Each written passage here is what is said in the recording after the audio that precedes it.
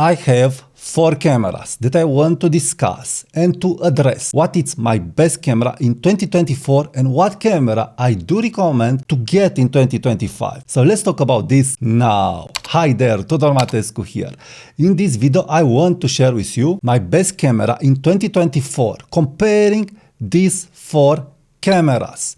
These cameras I've bought in 2024 and I want to address which one I do believe at the end of this year it's my best buy and which one I do recommend to get in 2025. So the cameras that I will talk in this video are Fujifilm X16, Nikon ZF, Leica MP240 and Fujifilm XT50. Now you could say that Leica MP240 it's too old. Well, it's not too old because it's a very capable camera and the latest cameras from Leica are not bringing revolutionary features in the end. They are bringing better dynamic range, a better sensor, but in the end you have a manual focusing rangefinder system. And this camera, it is relevant for our comparison today, very relevant. And why it's relevant? Because we have an optical viewfinder, we have a rounded design, we have a full frame sensor, small, compact, pretty light with the right lens, and also we have on X-T50 a rounded design, a small compact camera, and on X106 we have an optical viewfinder and similar design. So I will address these 4 cameras. So let's start first with Leica MP240 because it is the first camera that I think I've bought in this year.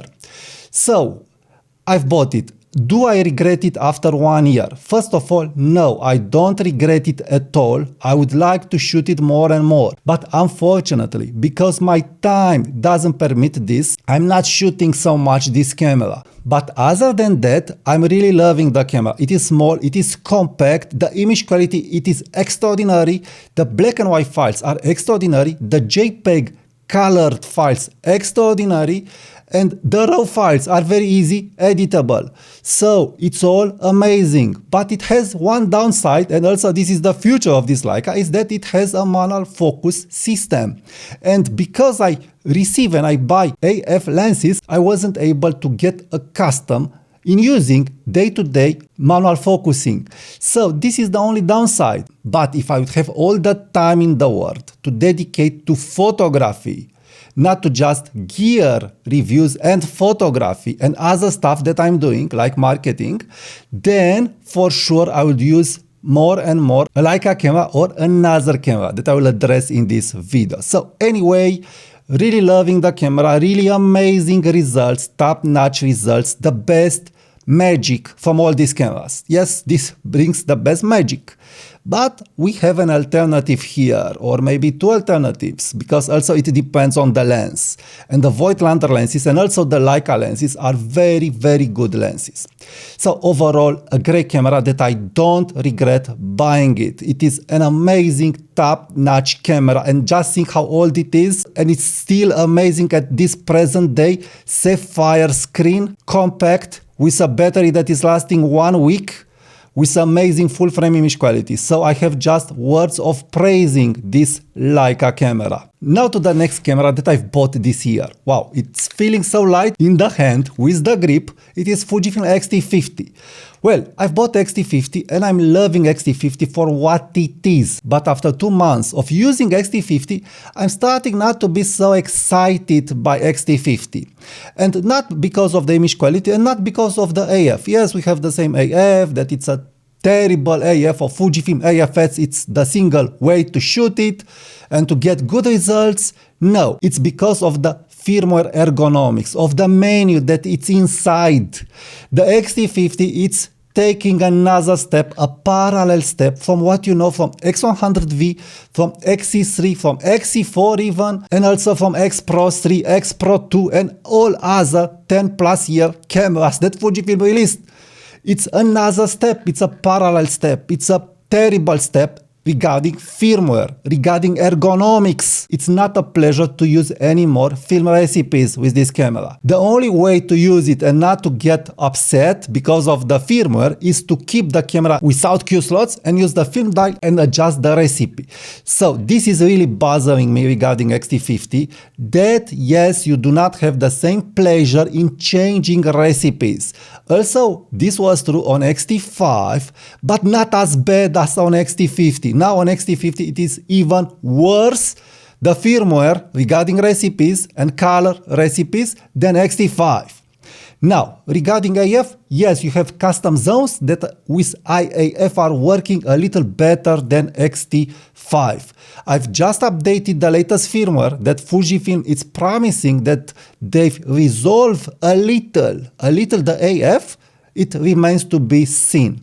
But it's clear for me that yes, in 2025, I will still not be able to use Fujifilm XT50 as Sony A7C, A7C Mark II, or as Nikon ZF. No IAF for street photography for sure. Other than that, yes, the camera is really amazing regarding the image quality in such a small package and what you can do with it. And yes, you need a grip to make it more ergonomical.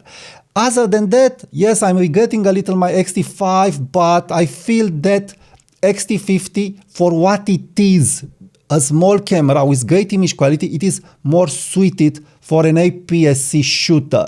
It really depends on your tolerance to weight and size. But I do feel that Fujifilm cameras and lenses are overpriced. So I think this is the biggest problem regarding Fujifilm cameras. They are promising by a nice design, image quality like a full frame camera, like a Leica, like a Nikon Z. And also, when you are looking at some lenses and at some results, but in the end, it's not always true. In the end, the end results is not near a full frame camera. And you pay as much as on a full frame camera. And this is where I start not to like Fujifilm. So the only problem that I have now with Fujifilm are the prices and the firmware ergonomics. Believe me, if the ergonomics of the menu would have not been so worse, so terrible, probably I would say, okay, bigger lenses, expensive cameras, but at least I enjoy shooting it. I enjoy shooting a Fujifilm camera. Well, this is the problem in 2024, and in 2025 for me, I'm losing the joy of shooting these new Fujifilm cameras. I'm really thinking to go back, if I want, to the old Fujifilm cameras, like Fujifilm XC2 and XC2S, like X Pro 2, like X100V, or even X100F, like XT3. Again, the ergonomics inside the menus and on the buttons were very, very nice, and the flow of changing film recipes was, and it's very nice on the older bodies. On this XT50, it is worse than XT5, and I've always complained that XT5 is not doing right what it's doing. So this is XT50 for the moment. Now, the next camera that I've bought in 2024 in chronological order, it is this Fujifilm X106. So, after criticizing XT50 a little, it's a good deal, X106 or not? Well, I feel that yes, X106, it's a better deal than XT50. Regarding firmware and how the camera is operating, again, regarding film simulations, you have the same firmware almost like the camera is operating inside, but the design, the operation of this camera, and because you don't have interchangeable lenses, it's another story. So I'm not feeling the constraint that I'm feeling on XT50 regarding film simulations. I don't have that film dial. The Q slots aren't bothering me when I'm changing from a Q slot to another Q slot. It's like on XT5. Again, not as great as on X106, but still not as worse as on XT50. At least this is what I'm feeling when shooting this camera. I'm just opening, selecting my recipe and point and shoot. If I need to do some adjustments, yes, those adjustments will change the film recipes, but overall, I do not feel the constraint that I'm feeling on XT50. And this is possible because, again, on XT50, I'm changing lenses, and changing lenses means that I want to use different recipes and so on. On this, it is more simple, more easy for my mind to use this camera as what it is, a point-and-shoot camera, a very capable point-and-shoot camera. And I do think that X106, it is the most capable point-and-shoot camera. It's beating Ricoh GR3X and Ricoh GR without problems because of the better build quality. The image quality, the plus that you get with the Ricoh GR3X lens is not very important if that camera is so sensible. So this is where X106 it's winning it. It has built-in flash, built-in ND filter, weather-resistant body, and so on. Tilt screen, optical viewfinder, and so on, and so on, and so on. And it's as portable as Ricoh GR3 and Ricoh GR3X. Why? Because those cameras, again, are sensible. You do not put them in a pocket without any protection. And when you add the protection on Ricoh GR3 and Ricoh GR3X, you'll have a big camera like X106. So, in this winter, I'm taking my X106 in my jacket pocket or in my camera bag, and it's the same as a Ricoh camera. So yes, this was and it's a good deal. It's a good camera, but the price, brand new, it's deserving it. It depends. If you can find a used but not very beaten X100V on the used market, I would get X100V in the end. The IBIS and the extra megapixels and all the goodies that are in this camera, I don't think they are worth the money. A good priced X100V, I don't know, but that camera, it's very, very good. This camera, it's a good camera, but you really need to find a good price for it, from my point of view. Now, the last camera that I've bought, the big boy, and it's a big boy because it is Nikon ZF, and I've also added a thumb grip and a lens hood and a protective filter. But this is a big camera, and you know that I've always said that I don't like big cameras. Well, I am finding myself in this journey that I'm liking well-made cameras. So, a big camera that is well-made, that is well-thought, that has all the ergonomics in the world, and a camera that is not bothering me at all, then it's a camera that I love. And this is where Nikon ZF is coming into play. It's a big camera and it has a weight to it. But it is so well made, so well thought, so well designed that I do not have any complaint regarding this camera. Of course, I can nitpick a little, that you need a thumb grip, that you can need more FN buttons and so on. But these are irrelevant. Looking at what Fujifilm did with XT5, with XT50, and looking also at Leica, this is as well thought as a Leica, but it's a full frame camera with AF and also with manual focusing options, as good or even better than a Leica just with a rangefinder option. So what we are talking here? Metal dials, brass dials, and an EVF that is even better than an optical viewfinder. Again, an EVF that is better than an optical viewfinder. It has the same magnification as XT5 viewfinder. And yes, XT5 viewfinder, it is very good. But this EVF has an advantage here, and that it's rounded, and it's very easy to take the camera to the eye and to compose. Very easy. It is my most easy to take camera to the eye and to make compositions. Easier than a Leica because it's big and bright and you are able to see the entire scene very fast. Easier than XT5 and also easier than the other options that I showed here that have a lower magnification. Anyway, it's easy to see the EVF. It's very easy to take the camera and to compose using the EVF. So very, very important. This means that the EVF of Nikon ZF, it's beating for me the optical viewfinders of X106, of Leica, and also the EVFs of XT5, XT50, X106, and so on. So regarding EVF, boom, crazy, crazy good. Now, it has a tilt screen. Well, I've always thought that this would be a problem for me. I've always thought that no, a tilt screen, it's not doable, it's not okay. I have Sony A7C, that it's a great camera, don't get me wrong, I think it's the best buy in 2024 and in 2025 if you don't nitpick. It is the best buy, let's be serious. But I've thought that I will never like a tilt screen because using, how I've said, Sony A7C, the tilt screen, I didn't like it. What can I say? It was bothering me because the shutter was very loud and also the tilt screen was very small and I needed to flip it, and when it was closed, it was hard for me to see it. So overall, the ergonomics of the tilt screen of Sony A7C, it wasn't ideal for me. Again, you can do the job with it, don't get me wrong, you can do it. But now comes Nikon ZF, a gem of a camera, a huge, ultra huge screen compared to Sony A7C. The screen, it is so big that the Sony A7C screen, you could say it's a joke of a screen. It's a toy. It's a toy. No. This screen, it's ultra huge, bright, easy to be seen. More than that, being a large camera, it's very easy to keep the camera like this and shoot in vertical mode with a grip using the tilt screen. Very easy. More than that, because the screen has a lock, a small lock here, so you can't open it very easy. You see, you can't open it very easy. It's bringing me the function from X Pro 3. So it's forcing me, if I want to use the EVF, to keep the camera closed, and by design, it's forcing me to use the EVF.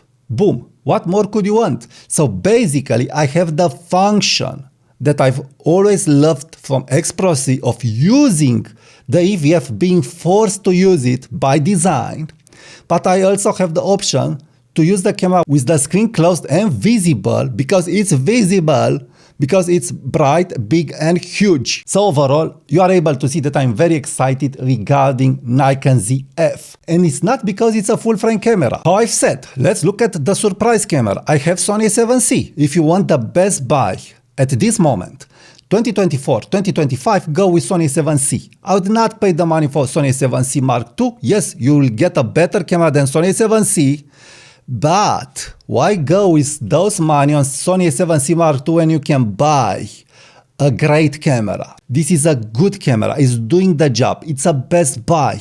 Again, best buy. This is excellence. Excellence is this camera. This is my idea. So in conclusion, which is the best camera to get in 2024 for 2025? From my point of view, the best camera, it is Nikon ZF.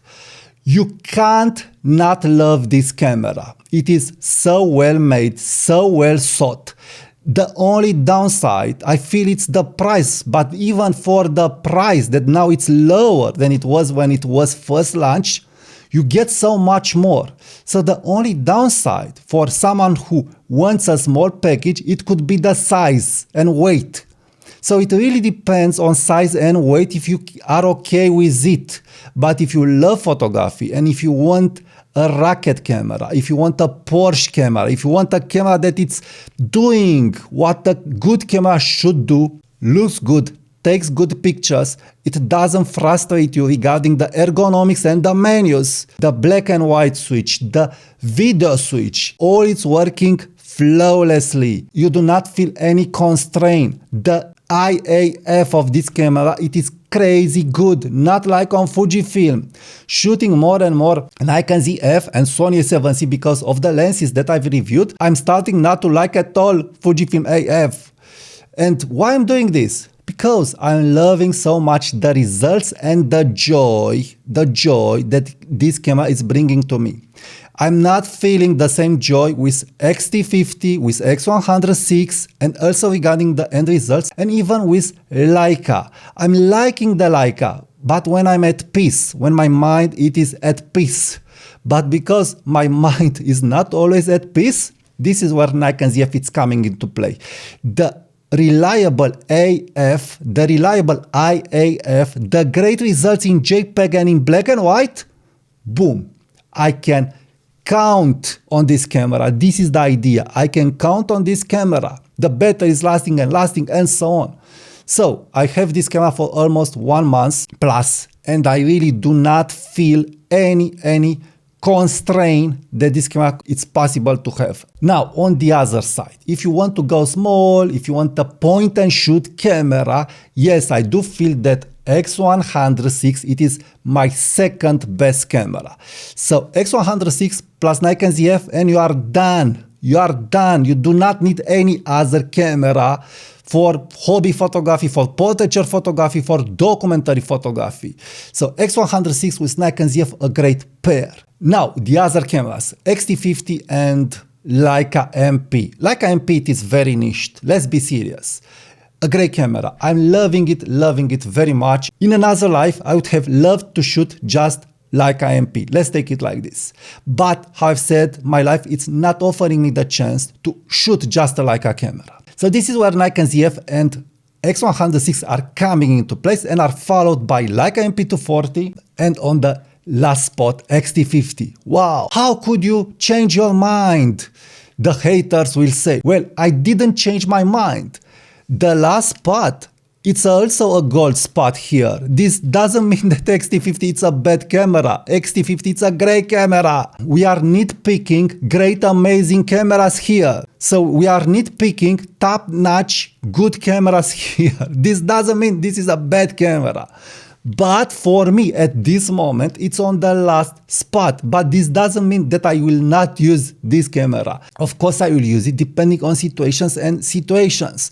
But in this comparison, XT50, it is on the last spot. But this doesn't mean it's a bad camera. No, for me, it is the best camera in the Fujifilm system with the latest firmware and sensor for interchangeable lenses. Yes, I do feel that in the end, even if I regret a little XT5 because it was better built, weather resistant, better EVF and all other goodies, I do feel that for me in the Fujifilm system, this is the camera to go for interchangeable lenses. Very important. So all these cameras have a sense in my ecosystem. I'm not disappointed about them at all, with the exception, I've said, of the firmware of XT50 regarding recipes, regarding JPEG recipes. I'm feeling that I'm losing the joy of using film recipes. So if I would want the joy of using film recipes and the old ergonomics, then there are just two solutions. One, the Fujifilm community, it's telling Fujifilm, hey Fujifilm, what you are doing with the film recipes, what you are doing with the Q buttons, we have nice results with the recipes, but we can't use more than one or two recipes because your firmware, it's a mess. So you are losing it, Fujifilm, or two, go to an older body. So this is my take on Fujifilm newest cameras with the latest firmware. Again, it's not about the technological performance, it's not about the specs, it's just about the inside ergonomics, especially of the film recipes. So in conclusion, to be very clear, if you do not have any camera and you are searching for a great camera in 2025, then get Nikon ZF. Definitely get Nikon ZF. You have good colors and some recipes and some settings, better settings, by the way, than the JPEGs on Fujifilm, because you can adjust the brightness without affecting the raw files. This is huge, ultra huge deal. Fujifilm, the greatest of all, doesn't have this option. You need to overexpose. The clarity effect is not making the camera slower, as the clarity effect is doing it on Fujifilm.